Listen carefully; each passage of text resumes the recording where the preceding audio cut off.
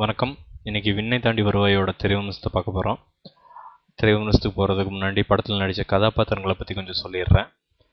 கார்த்திகா வர்றாரு சிலம்பரசன், ஜெஸ்ஸியா வர்றாங்க த்ரிஷா, உமா பத்மநாபன் சிலம்பரசனோட அம்மாவாக வர்றாங்க, பாபு ஆண்டனி அவர் த்ரிஷாவோட அப்பாவாக வர்றாரு, கேஎஸ் ரவிக்குமார் கேஎஸ் ரவிக்குமாராகவே வர்றாரு, நாக சைத்தன்யா நாகார்ஜுனோட பையன் அவர் ஒரு கெஸ்ட் அப்பியரன்ஸ் பண்ணியிருக்காரு. அப்புறம் சமந்தா அப்படின்ட்டு அவங்க மாடல், அவங்க ஒரு கெஸ்ட் அப்பியரன்ஸ் பண்ணியிருக்காங்க.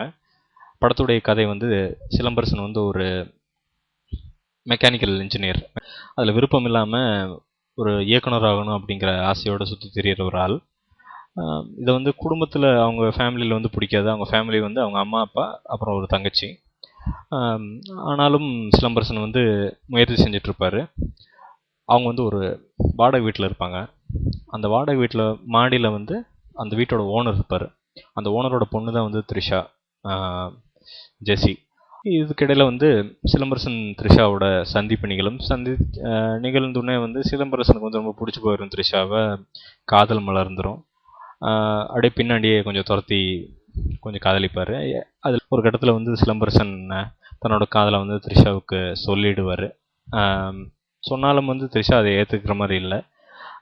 த்ரிஷா சொல்லுவாங்க, அவங்க ஒரு மலையாளி கிறிஸ்டியன் த்ரிஷா, அதங்காட்டிக்கு இவர் ஒரு ஹிந்து. அதங்காட்டிக்கு அவங்க அப்பா ரொம்ப ஆச்சாரம் பார்க்குற ஆள். அதங்காட்டிக்கு ஒரு ஹிந்துக்கு என்ன பண்ணாலும் தன்னை கட்டித்தர மாட்டார் அப்படின்னு த்ரிஷா சொல்லுவாங்க. இதுக்கிடையில் ஒரு 15 நாளில் த்ரிஷா அவங்களோட சொந்த ஊரான ஆலப்புழா அங்கே போவாங்க.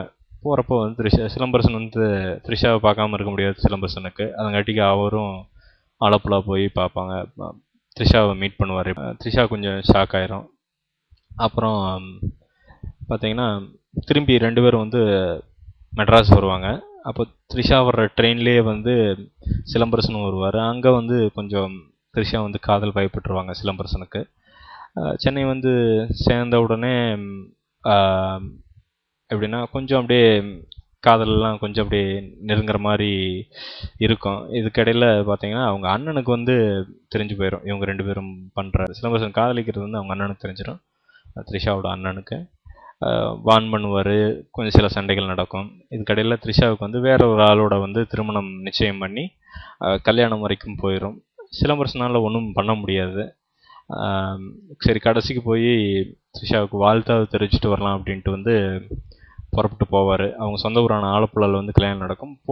போய் அங்கே போய் வாழ்த்து தெரிவிக்க போகும்போது அங்கே பார்த்தா த்ரிஷாவுக்கு தனக்கு அந்த கல்யாணத்தில் விருப்பம் இல்லை அப்படின்னு த்ரிஷா சொல்லிடுவாங்க. அப்போ சிலம்பரசனுக்கு தெரிஞ்சிடும் த்ரிஷா அவங்கள தான் இவர் தான் காதலிக்கிறாங்க அப்படின்ட்டு. அப்புறம் ஒரு கட்டத்தில் த்ரிஷாவே சொல்லிடுவாங்க தன்னை காதலிக்கிறதா. அப்புறம் மெட்ராஸ் திருப்பியும் த்ரிஷா வந்துடுவாங்க.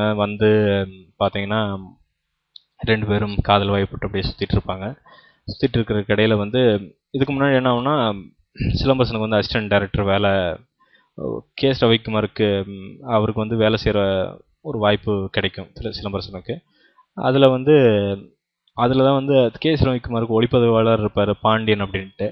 அவர் சிலம்பரசன் கூட இருப்பார் முதல் பாதியில் படத்தில். ரொம்ப ரொம்ப அருமையான ஒரு காமெடி ரோல் பண்ணியிருக்காரு. காமெடி ரோல்னு சொல்ல முடியாது, ஒரு அருமையான ஒரு குணச்சித்திர காமெடி. அப்புறம் என்ன ஆகுனா, சிலம்பரசன் இப்படி சுற்றி திரிகிற போது என்னென்னா, பட வேலைகளுக்காண்டி சிலம்பரசன் கோவா செல்ல நேரிடும். ஒரு 45-50 நாள் போக நேரிடும். அதில் ஒரு விரிசல், அந்த காதலில் ஒரு விரிசல் வந்துடும்.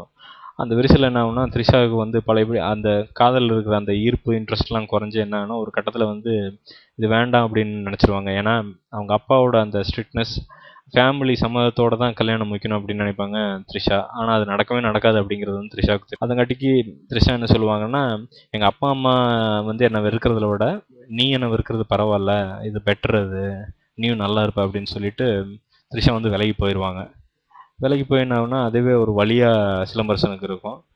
அதுவே அவரோட கதைக்கு ஒரு உந்துதலாக இருக்கும். அதை வச்சு ஒரு ஸ்கிரிப்ட் எழுதுவார். ஸ்கிரிப்ட் எழுதிட்டு அதை ப்ரொடியூசரோட ஒப்புதலும் ஆயிரும். ஒரு டைரக்டராக மாறிடுவார் சிலம்பரசன். அந்த பட வேலைகளுக்காண்டி அமெரிக்கா போக நேரிடும். அமெரிக்கா போகிறப்ப பார்த்தீங்கன்னா அங்கே எதேச்சியாக த்ரிஷாவை மீட் பண்ணுவாங்க. அதாவது சிலம்பரசன் த்ரிஷா 2 பேரும் பிரிஞ்சதுக்கப்புறம் த்ரிஷா அமெரிக்கா போய் அங்கே செட்டில் ஆகியிருப்பாங்க. அப்புறம் படத்துடைய அந்த பின் பாதிங்கிறது வந்து த்ரிஷா கல்யாணம் ஆச்சா இல்லையா, அப்படி கல்யாணம் ஆகலைன்னா த்ரிஷா வந்து சிலம்பரசனோட நிஜமா சேர்ந்தாங்களா, இல்லை அப்புறம் சிலம்பரசன் வந்து ஒரு சக்ஸஸ்ஃபுல்லான டைரக்டர் ஆனாரா என்ன அப்படிங்கிறதெல்லாம் தான் வந்து கதை. ரொம்ப அருமையாக பின்னப்பட்டிருக்கிற ஒரு கதை. கடைசியில் வந்து சில எதிர்பாராத திருப்பங்கள் கூட இருக்குது இந்த கதையில். குறிப்பிட்டு சொல்லக்கூடிய முதல் 2 நபர்கள் வந்து சிலம்பரசன் த்ரிஷா 2 பேருமே கார்த்தியா ஜெஸ்ஸியா, சிலம்பரசன் கார்த்தியா, த்ரிஷா ஜெஸ்ஸியா வாழ்ந்திருக்காங்க, நடிக்கல. ரொம்ப அருமையான ஒரு காதல் கெமிஸ்ட்ரி அவங்களுக்கு 2 பேர்த்துக்கு இடையில. நிஜமாலுமே இவங்க நடிக்கிறாங்களா இல்லை நிஜமாலுமே லவ் பண்ணுறாங்களா அப்படின்னு நினைக்கிற அளவுக்கு வந்து நடிச்சு கொடுத்துருக்குறாங்க அந்த படத்தில். அவ்வளோ மனதை பிழைகிற, மனதிற்கு இதமான பல காட்சிகள் படத்தில் இருக்குது. அப்புறம் அடுத்தது வந்து மனோஜ் பரமஹம்சா அப்படிங்கிறது தான் வந்து இந்த படத்திற்கு வந்து சினிமாட்டோகிராஃபி பண்ணியிருக்கிறாரு. ரொம்ப அருமையான சினிமாட்டோகிராஃபி, காட்சி அமைப்புகள்லாம் வந்து ரொம்ப இயல்பான ஒரு எப்படி சஞ்சலமில்லாத காட்சி அமைப்புகள். படத்திற்கு காஸ்டியூம் டிசைன் வந்து நளினி அப்படிங்கிறவங்க வந்து பண்ணியிருக்கிறாங்க. ரொம்ப யதார்த்தமான காஸ்டியூம். த்ரிஷாவை வந்து முக்கால்வாசி நீங்கள் புடவையிலேயே பார்க்கலாம் அந்த படத்தில். அந்த புடவையில் த்ரிஷா எவ்வளோ அழகாக இருப்பாங்க அப்படிங்கிறதெல்லாம் வந்து இந்த படத்தை பார்த்து தெரிஞ்சுக்கணும். த்ரிஷாவுக்கும் பெரிய மேக்கப் எல்லாம் கிடையாது, ஆனாலும் அவ்வளோ அழகாக தெரியுறாங்க த்ரிஷா. சிலம்பரசன் அதே மாதிரி ரொம்ப சின்ன பையனாக அழகாக தெரியுறாரு. படத்தோடைய எடிட்டிங் வந்து ஆண்டனி ரொம்ப அருமையாக எடிட்டிங் பண்ணியிருக்காரு. எடிட்டிங் பண்ண மாதிரியே தெரியாத அளவுக்கு எடிட்டிங் ரொம்ப நீட்டாக பண்ணியிருக்காரு. படத்துடைய பெரிய ப்ளஸ் பாயிண்ட் நம்ம எல்லாத்துக்கும் தெரிகிறது, ஏஆர் ரஹ்மான். ஏற்கனவே பாடல்கள்லாம் ஒரு பெரிய வெற்றி. அதுவும் போக பின்னணி இசையில் வந்து படத்திற்கு பலம் சேர்த்துருக்காரு. அந்த கதைக்கு, அந்த காதலுக்கு, அந்த நிஜ காதலுக்கு வந்து பலம் சேர்த்துருக்காரு. சில இடங்கள்லாம் வந்து மௌனத்தை கையாண்டிருக்காரு இசையா. அது பல இடங்களில் வந்து நல்லா வேலை செஞ்சுருக்குது. அதாவது அந்த இடங்கள்லாம் வந்து உணர்ச்சி பெருக்கு ஏற்படுது ஆடியன்ஸ் கிட்ட. அடுத்து இவங்களுக்கு எல்லாத்துக்கும் மேலே குறிப்பிட்டு சொல்ல வேண்டியவர் கௌதம் மேனன். படத்தை வந்து சும்மா நானும் படம் எழுதுகிறேன், அதாவது கமர்ஷியலாக சக்ஸஸ் ஆகணும், காசை குறிக்கோளாக வச்சுட்டு படம் எடுக்கும் இயக்குநர்களுக்கு இடையில வந்து தன் மனதில் இருக்கிறத, அந்த உள்ளுணர்வை வந்து கதையாக மாற்றி அதை வந்து ஒரு படமாக மாற்றி தர்றதுங்கிறது சாதாரண விஷயம் கிடையாது. அதுக்கு நிறைய பொறுமை வேணும், நிறைய உழைப்பு வேணும். அது அத்தனையும் வந்து பண்ணி அதை சாதிச்சும் காட்டியிருக்காரு கௌதம் மேனன். ஒரு பெரிய பாராட்டுகள் அவருக்கு. ஏன்னா சாதாரண ஒரு டைரக்டர்லாம் வந்து இப்படி இழுத்து பிடிச்சி இவ்வளோ விஷயத்த வந்து இவ்வளோ அழகாக வெளியில் சொல்ல முடியாது. படத்தில் வந்து காதல் நிரம்பி வழிஞ்சு ஓடுது. நிஜமாக சொல்கிறேன்னா அவ்வளோ ஒரு சந்தோஷமான தருணங்கள், பல தருணங்கள் படத்தில். எல்லாரும் வந்து தன்னை அசோசியேட் பண்ணி பார்க்குற காட்சிகள், எல்லா வயதினருக்கும் எல்லா தரப்பினருக்கும் வந்து ஒரு காட்சி படத்தில் காத்து இருக்குது.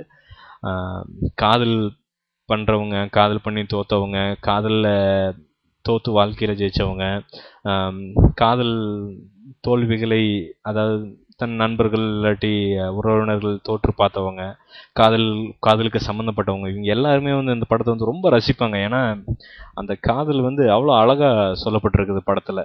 காட்சி அமைப்புகள் அதே மாதிரி தான் அழகாக பின்னி பண்ணியிருக்காங்க. ரொம்ப அருமையான ஒரு நீட்டான படம், எந்த வல்கரிசமும் இல்லாமல் ரொம்ப அருமையான காட்சி அமைப்புகள். படத்தோட இது எல்லாம் வந்து ஒரு ப்ளஸ்னாலும் படத்தோட மைனஸ் அப்படின்னு சொல்கிறதுனா பெரிய மைனஸ்கள் ஒன்றும் இதில் ஒன்றும் இல்லை. ஆனால் மைனஸ் அப்படின்னு சொல்கிறதுனா கொஞ்சம் 2ஆம் பாதி கொஞ்சம் நீளமாக இருக்கிற மாதிரி தோணுது.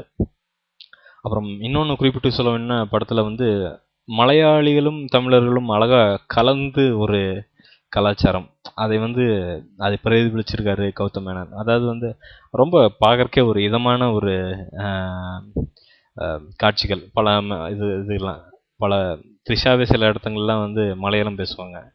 ஸோ அதெல்லாம் வந்து எப்படின்னா ஒரு சஞ்சலம் இல்லாமல் எடுத்திருக்காரு கௌதம் மேனன். அருமையான, அதுக்கு ஒரு பெரிய சபாஷ் சொல்லலாம் கௌதம் மேனனுக்கு. படம் நிச்சயமாக வந்து எல்லாரும் பார்க்க வேண்டிய ஒரு படம். ரொம்ப ரொம்ப ரசித்து எடுத்திருக்காங்க. அதே மாதிரி நீங்களும் ரசித்து ரொம்ப எப்படி சொல்கிறது, ரொம்ப சந்தோஷப்படுவீங்க படத்தை பார்த்தீங்கன்னா. நம்ம தமிழ் டைரக்டர் வந்து இவ்வளோ ஒரு அருமையான படம் கொடுத்துருக்குறாரு அப்படிங்கிற நினச்சா நம்ம கொஞ்சம் மார்த்தட்டிக்கலாக கொஞ்சம் பெருமைப்படலாம். ஆக மொத்தத்தில் வந்து ஒரு சிறப்பான படம், பார்க்க தவறாதீர்கள். மிக்க நன்றி, வணக்கம்.